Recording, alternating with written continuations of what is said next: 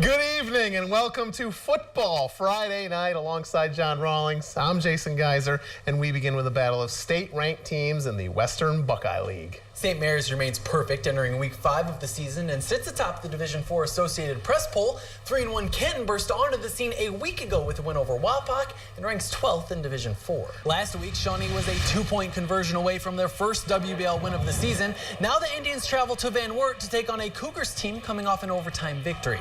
A couple minutes before halftime, Nate Place keeps it himself, finds an opening and finds the end zone. Cougars up by 2 touchdowns. In the third, Shawnee with a long third down, trying to put a drive together. Johnny Caprella in trouble, trying to make something happen, but is sacked by Isaiah Bretz. The Tribe has to punt, and later in the third, it's Place again with the keeper. He breaks through the line, dodges some defenders, has some blockers in front, and he is gone. Place takes it all the way to the house. Cougars win big, 39-6. Salina has been red hot as of late. The Bulldogs scoring 106 points in their past 2 games. We'll see if the offense stays alive as they travel to Ottawa to take on the Titans.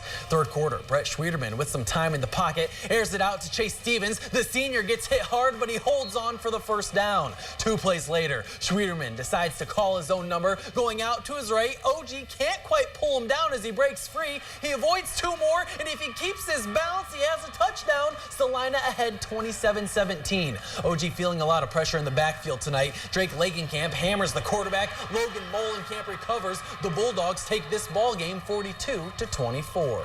In the Northwest Conference, Ada opened up league play with a win, and now the Bulldogs will try and hand Chris Summers his first NWC loss since 2014. Third quarter, Spencerville well in control. Freshman Gunnar Grigsby gets the carry. Bearcats up 63-0. Ada does get on the board. Philip Coulson stays patient, finds the hole, and dives into the end zone, but Spencerville was just too strong tonight. Grigsby getting to the outside and finding pay dirt once more. Spencerville cruises 69-16. Crestview is the only team in the Northwest Conference with a perfect record. The Knights look to protect their house against Columbus Grove. The Bulldogs riding a 2-game winning streak. Early in the first quarter, Columbus Grove quarterback Blake Reynolds throws a bomb to the end zone, and it's hauled in by Adam Bogart for the touchdown. Grove draws first blood. Then on the very next play, Caleb Pruitt fields the kickoff, takes it right up the middle, jukes a defender, finds some space, dodges another Bulldog, and he has nothing but green in front of him. The return puts Crestview on the board, but they fail on the 2-point conversion. Knights down 7-6. Grove does strike once more late in the first. Reynolds with a quick dart to Caleb Barentis. Columbus Grove beats Crestview 33-20. You're watching Football Friday Nights. Jason and John, back to you. Thanks, ladies. In the Blanchard Valley Conference, we have a dogfight for who's going to be on top. 4 teams all have perfect 4-0 records, and 2 of them put their unblemished resumes on the line tonight. The 3-time defending conference champs of Macomb take on Arlington. The Red Devils have not beaten the Panthers since 2014. As a matter of fact, Macomb has been dominant in the BVC the last 3 years. The Panthers are 22-1 in conference play since 2015.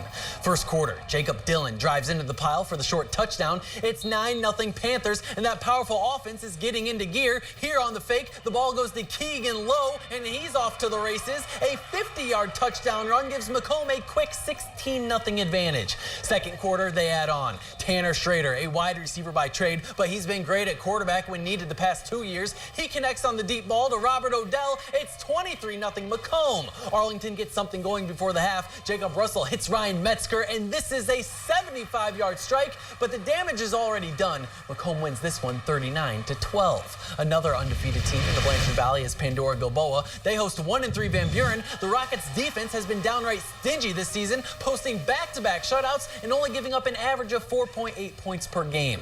First quarter, Van Buren bringing some pressure. The big man, Bobby McGough, wraps up his man in the backfield. That's a 5-yard loss, but Pandora Gilboa recovers quickly. Jared Reese gives to Bryce Basinger, and check out the moves on the sophomore, avoiding one tackler, keeping his balance, and spinning his way for some extra yards. PG moving the chains. And on the very next play, Peyton Traxler puts on the brakes, cutting back up the field into the end zone. Rockets lead 14-0. They weren't done yet. With seconds to go in the half, Brees with a little touch pass to Riley Larkham. The Rockets win 42-0, shutting out their 3rd straight opponent. The last undefeated team in the BVC is Lipsick. The Vikings win 34-13. Corey Rosslyn gets their first win of the season. The Hornets on top of Arcadia 55-12. Riverdale beats Van Loo 49-7, and Liberty Benton also gets their first win of the season. The Eagles defeating North Baltimore 49-10. That's how we wrap up another edition of Football Friday. Friday night. Thanks for tuning in. Thanks to everyone here who helps us put the show on the air. See you next week. Have a good night.